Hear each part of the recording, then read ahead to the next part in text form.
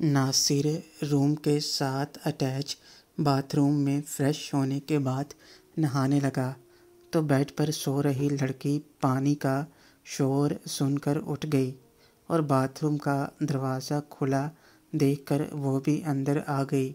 کل رات ناصر نے اس لڑکی کے ساتھ ملاقات کی تھی اور وہ لڑکی جو شاید ملاقات کو نہایت ہی پسند کرتی تھی، ناصر کو ایسے دیکھ کر اس کے ساتھ چپکنے لگی۔ ناصر نے اسے پیچھے ہٹانے کی کوشش کی مگر وہ تو اس کی سن ہی نہیں رہی تھی۔ ناصر بھی زیادہ دیر اسے روک نہیں پایا، پر وہ لڑکی بیٹھ کر ناصر کے دوست سے باتیں کرنے لگی۔ یہ رات کے نشے کا کمال تھا یا پھر کچھ اور؟ ناصر کا سویا ہوا دوست اٹھ نہیں رہا تھا۔ وہ لڑکی دیکھنے میں بہت ہی خوبصورت تھی اور جی جان سے کوشش کر رہی تھی، مگر ناصر کا دوست سویا ہوا تھا۔ پہلے تو کچھ دیر تک ناصر یہی سوچتا رہا کہ رات کو بہت زیادہ ہو گیا تھا، اس لیے ابھی کچھ نہیں ہو رہا، مگر اتنی زیادہ محنت کے بعد بھی جب اس کا دوست نہیں اٹھا تو اسے بھی حیرانی ہوئی۔ وہیں وہ لڑکی بھی جھنجھلا گئی تھی۔ اپنی پوری اداؤں کا استعمال اس نے کر لیا مگر رزلٹ وہی۔ آخر میں وہ جھنجھلا کر کھڑی ہو گئی اور برا سا منہ بنا کر واپس روم میں چلی گئی۔ اب ناصر کو منہ پر کچھ کہنے کی اس کی ہمت تو تھی نہیں، بس من ہی من میں اسے گالیاں دیتے ہوئے اپنا غصہ نکال رہی تھی۔ ناصر بھی سب بول کر نہانے لگا۔ اسے یہی لگا کہ یہ نشے کا اثر ہے۔ اصل میں اس کے ساتھ کل رات کیا ہو گیا تھا اس کا اسے خود بھی نہیں پتہ تھا۔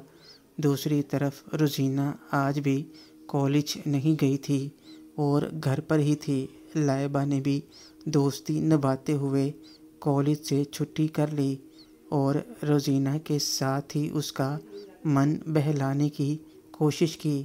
میں آرام سے سو رہا تھا کہ میرا فون بجنے لگا۔ میں نے دیکھا تو یہ کال ہما کی تھی۔ ایک پل تو مجھے غصہ ہی گیا ناصر کی وجہ سے، مگر میں نے کچھ سوچ کر فون اٹھا لیا۔ ہما کہاں غائب ہو؟ فون بھی بند رکھتے ہو کیا؟ میں نے ہفتے کے دن کتنے فون کیے، پروگرام بنانا تھا اور تم پتہ نہیں کہاں غائب تھے۔ شیرو اب کیا کرتا؟ میرا ایکسیڈنٹ ہو گیا تھا، فون ٹوٹ گیا تھا، ابھی نیا لیا ہے۔ ہما کیا ایکسیڈنٹ؟ تم ٹھیک تو ہو؟ شیرو ہاں، بس ٹانگ پر چوٹ لگی ہے تو کچھ دن آرام کروں گا۔ ہما میں آتی ہوں تم سے ملنے۔ شیرو کہاں آئیں گی؟ میں تو گاؤں میں ہوں، بہت دور۔ آپ بس آرام کریں، میں جیسے ہی ٹھیک ہو جاؤں گا آپ کو فون کروں گا۔ ہما اپنا دھیان رکھنا، میں تمہارا انتظار کروں گی۔ شیرو من ہی من میں تیرا تو وہ حال کروں گا کہ یاد کرے گی۔ اس کے بعد میں نے اور کوئی بات نہیں کی اور فون کاٹ دیا۔ ادھر اے ایس پی روبینہ چاہے اوپر والے کے کہنے پر رک گئی تھی مگر اس کے من میں شیرو کی صورت برے خیالات کے ساتھ آ چکی تھی۔ شیرو کے بارے میں مزید معلومات لینے کے لیے اس نے ایک لیڈی کانسٹیبل کو بھیس بدل کر کالج کی لڑکیوں سے سچ جاننے کو کہا اور جس لیڈی کانسٹیبل کو اس نے بھیجا تھا وہ بھی اپنی رپورٹ لے کر آ گئی تھی۔ کانسٹیبل میں اندر آ سکتی ہوں میم؟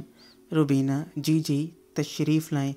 کانسٹیبل گڈ آفٹرنون میم، آپ کا شک صحیح تھا میم، لڑکا ویسے تو ریسلنگ کا پلیئر ہے اور پڑھائی میں بھی اچھا ہے، لیکن ایک لڑکی نے اپنی پہچان چھپا رکھنے کی شرط پر بتایا ہے کہ اس لڑکے پر پہلے بھی ایک لڑکی کے ساتھ غلط کرنے کی شکایت درج کی گئی تھی، مگر کسی وجہ سے بات پر پرنسپل اور اسٹاف نے دبا دی تھی۔ روبینہ، میں جانتی تھی وہ ایسا ہی ہوگا۔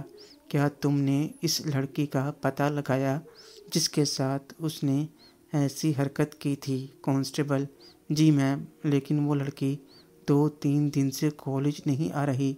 روبینہ: اس کا کوئی کانٹیکٹ نمبر یا address?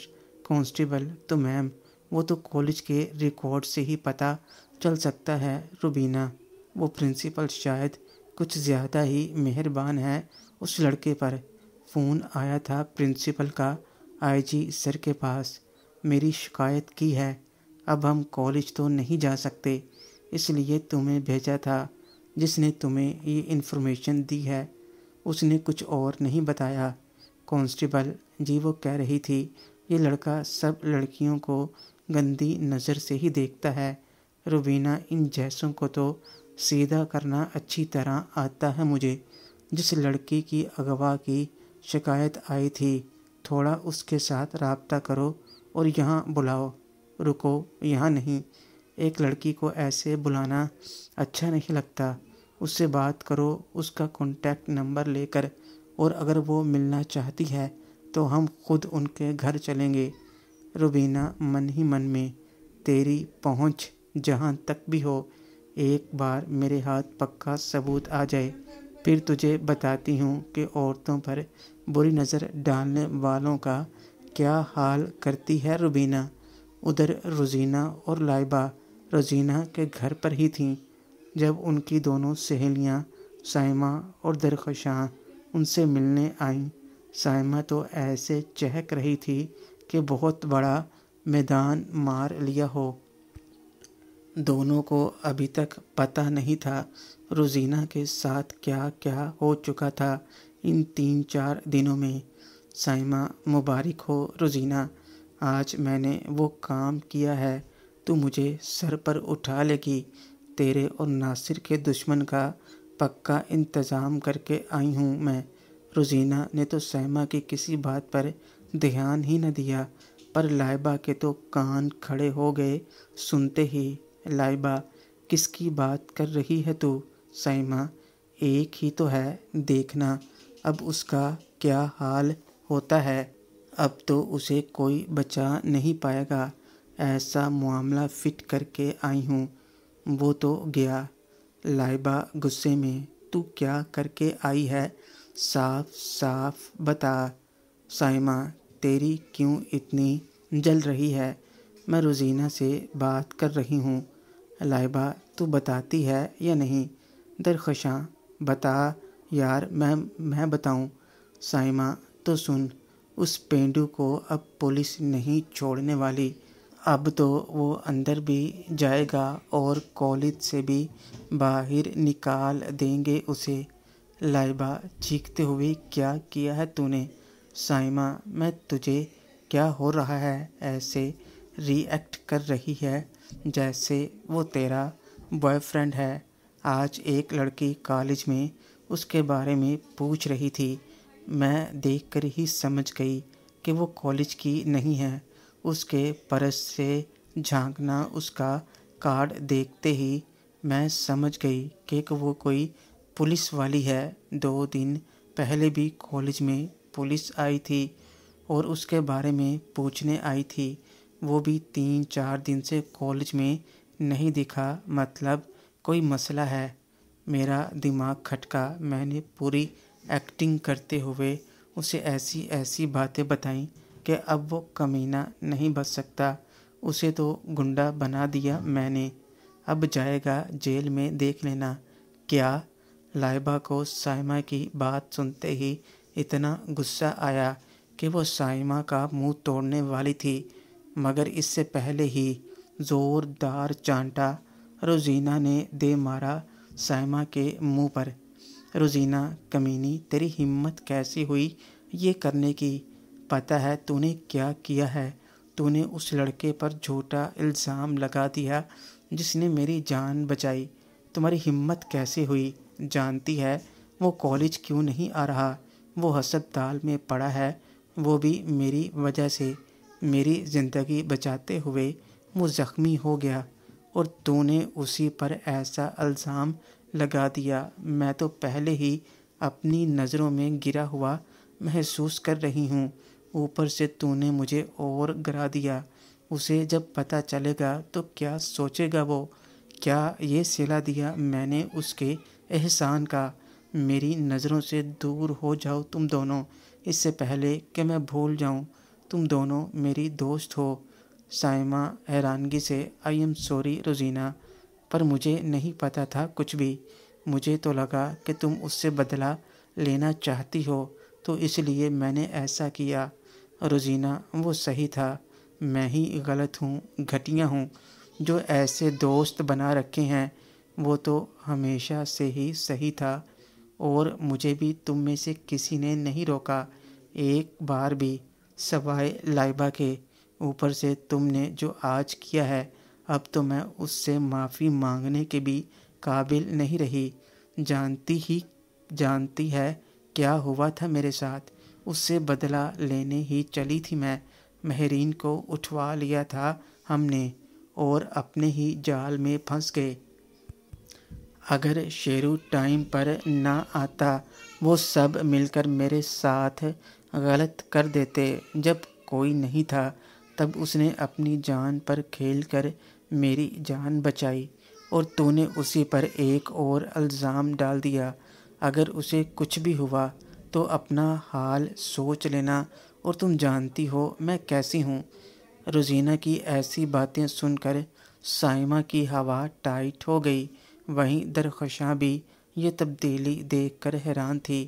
Saima I am sorry Rozina, میں تم سے معافی مانگتی ہوں، پلیز یار، غلطی ہو گئی۔ اگر مجھے پتہ ہوتا تو میں ایسا کبھی نہیں کرتی۔ میں اس سے بھی معافی مانگ لوں گی، بار پلیز معاف کر دو۔ روزینہ پہلے جا کر جس سے شکایت کر کے آئی ہے اسے ڈھونڈ کر سچ بتا، ورنہ مجھ سے برا کوئی نہیں ہوگا۔ روزینہ کو غصے میں دیکھ کر درخشاں سائمہ کو لے کر نکل گئی، مگر اب وہ کہاں ڈھونڈتی اس پولیس والی کو جس کو کبھی دیکھا ہی نہیں تھا۔ روزینہ یہ کیا ہو گیا لائبہ، میں سوچ رہی ہوں پہلے ہی میں کتنی شرمندہ ہوئی تھی اس حرکت کے لیے، اور اس نے پھر سے اسی بات کو اچھال دیا۔ اگر کہیں پولیس نے اسے پکڑ لیا تو روزینہ، میرے ہوتے ہوئے ایسا کچھ نہیں ہو سکتا۔ ضرورت پڑی تو میں پاپا سے بات کروں گی، وہ سب ٹھیک کر دیں گے۔ 3-4 گھنٹے آرام سے سونے کے بعد جب میں شام کو اٹھا تو روم میں پہلے سے ہی معید اور فراز بیٹھے ہوئے تھے۔ مجھے دیکھتے ہی دونوں میرے پاس آ کر بیٹھ گئے۔ معید کمینے، ہم سے باتیں چھپائے گا تو پھر سے؟ شیرو یہ کیا کہہ رہا ہے؟ تو فراز، گاما بھائی کدھر آئے تھے بنا کسی خاص کام کے؟ وہ تو آنے سے رہے، ضرور تو نے ہی بلایا ہوگا۔ تو اب بتا کیا چکر ہے یہ؟ معید، اور جھوٹ تو بالکل مت بولا ہمارے سے، اگر تھوڑا سا بھی ہماری عزت ہے تو۔ شیرو، کیا یار، میں تم لوگوں کو اس سے دور رکھنا چاہتا تھا، اس لیے نہیں بتایا تھا۔ اب پوچھ رہے ہو تو سنو، اس ناصر کا ہمیشہ کے لیے پتہ صاف کر دیا۔ فراز، معید، وہ کیسے؟ کہیں تو نے اسے؟ شیرو، ارے میں کوئی قاتل ہوں کیا جو اسے مار دوں گا؟ بس وہ کام کر دیا کہ وہ اب اپنی خود کی بیوی سے بھی کچھ نہیں کر پائے گا۔ معید حیرانگی سے، وہ کیسے؟ شیرو، ڈاکٹر روحی نے بتایا تھا کہ نامرد بنانے کے لیے ایک انجیکشن آتا ہے، ان کے مطابق ایسے لوگوں کا یہی علاج ہے، اور میں نے ان کی بات مان لی۔ کل رات ناصر کو اس کی اس بیماری سے آزاد کر دیا جو اسے لڑکیوں کے ساتھ غلط کرنے کے لیے مجبور کرتی تھی۔ اب وہ کسی کے ساتھ کچھ نہیں کر پائے گا۔ محترم ناظرین اور سامعین، اس کہانی کا باقی حصہ اگلی آنے والی ویڈیوز میں پیش کیا جائے گا۔ اگر آپ کو ویڈیو اچھی لگے، ویڈیو کو لائک اور ہمارے چینل کو سبسکرائب ضرور کریں۔ شکریہ۔